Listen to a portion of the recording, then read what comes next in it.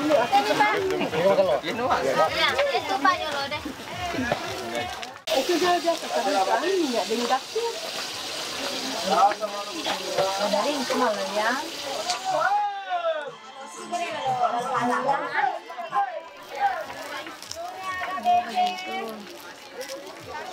Ada itu lah Mas.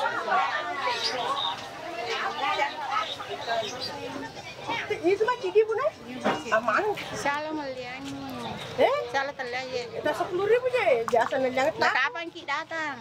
Asal kereta telepon nak. Saya kalau keram, di mana keram situ kasih masuk.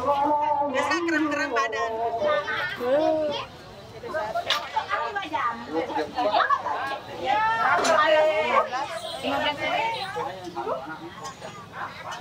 Bersama ini kulit kayu juga, kayu manis. Pati, sarinya madu. Bagus. Ini beda pica.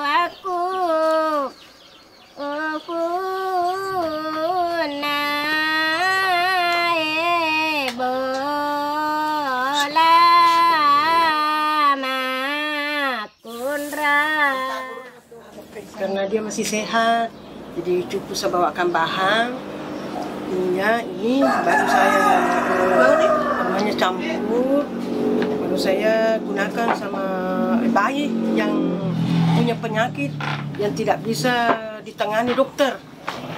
Jadi karena ini orang tua tidak bisa ke pari-pari, saya ambil tindakan lain, bukan juga mengambil alih ilmunya, tidak.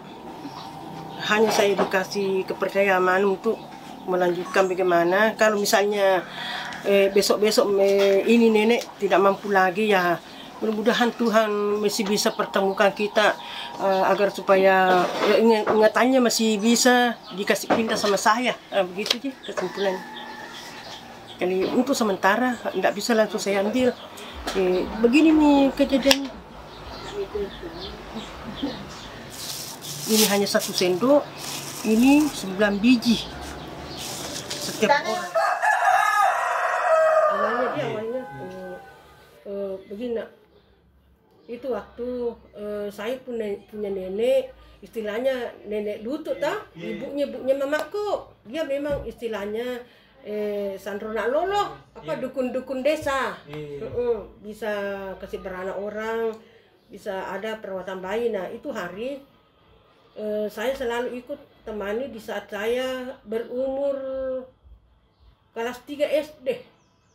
Nah, karena saya punya nenek itu waktu umurnya sudah 70-an. Nah, di situ saya melihat pengalaman cara-cara perawatannya. Oh, begini.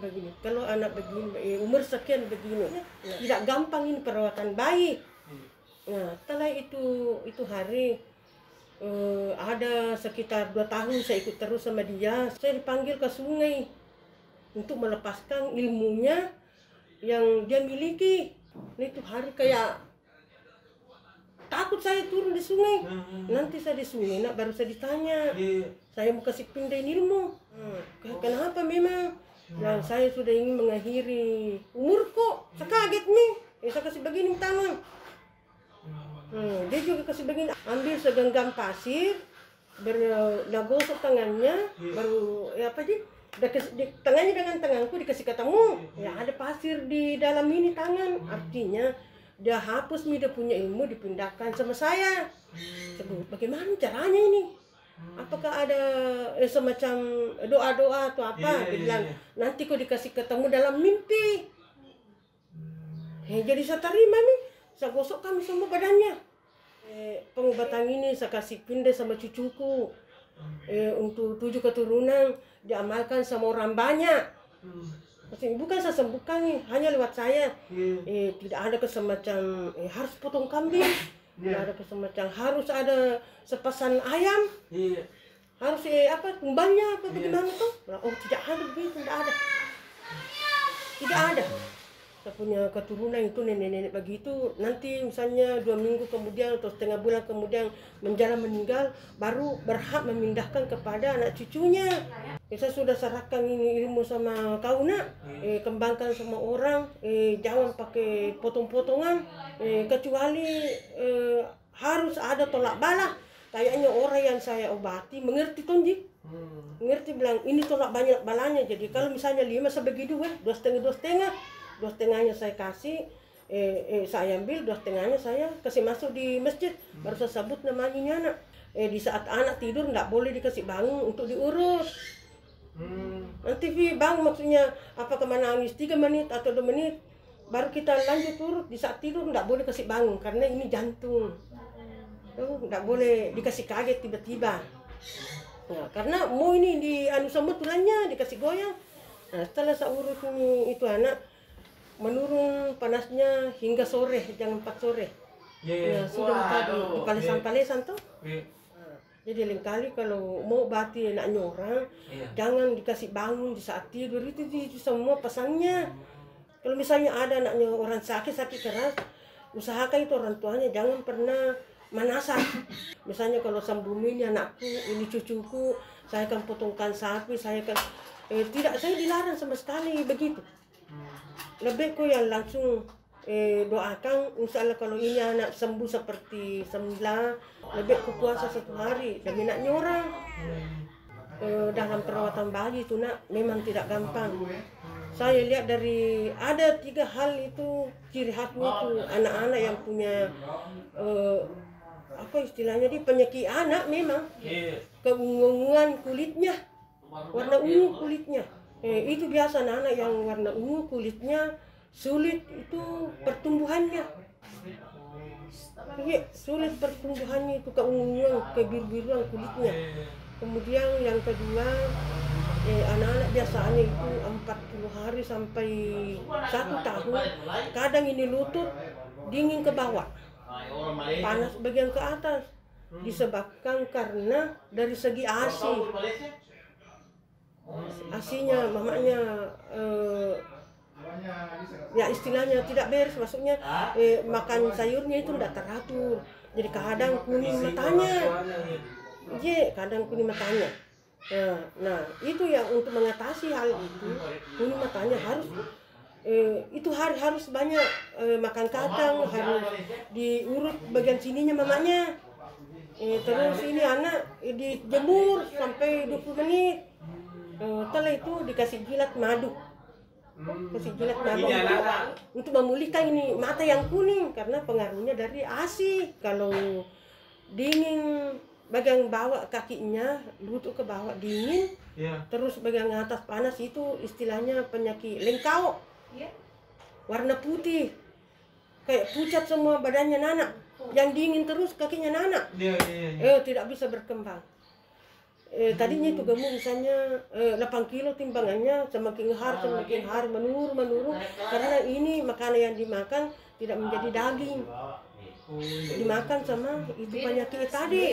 Itu mie lengkok putih namanya, itu tidak bisa berkembang. Biar kita penyakit bawaan istilahnya dalam kandungan, istilahnya dokter gizi buruk, padahal bukan gizi buruk.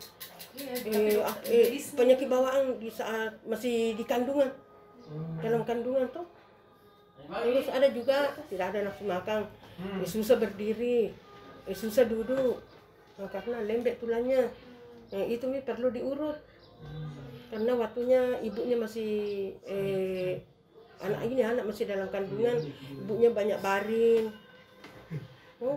kurang olahraga sehingga ini anak lemas ini anak. Kalau misalnya itu tadi lengkap putih, keunguan, ada memang ramuannya nak. Beda-beda kan? Iya ada ramuannya. Kalau misalnya tidak bisa saya dapat remuannya. Ada memang baca-bacanya.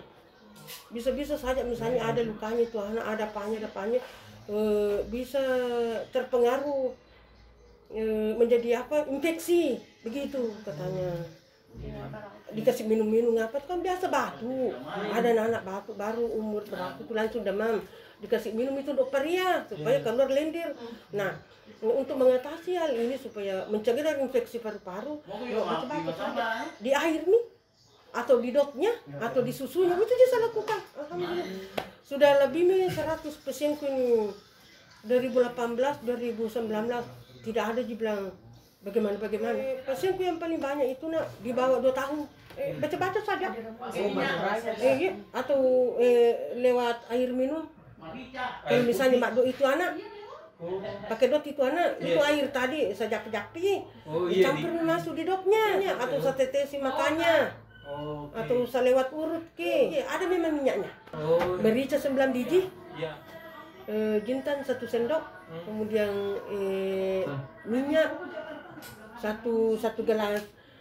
Atom biru 9 biji merica ditambah jintan 1 sendok, kemudian ditumbuk sama, jangan terlalu hancur mericanya. Setelah itu dimasukkan di minyak, baru saya bacakan, disebut namanya ini anak, apa namanya, berani saya berhadapan dokter. Bayangkan tuh yang lahir 6 bulan tidak mau pegang, datang sini anaknya dede. Oh iya. Masih ada kakak galuh, bawa sini. Umurnya itu hari 2 bulan.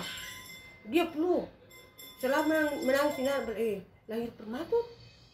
Kan tidak bisa kak pegang. Dokter bilang begitu, menelpon ke saya. Ibu bagaimana ini?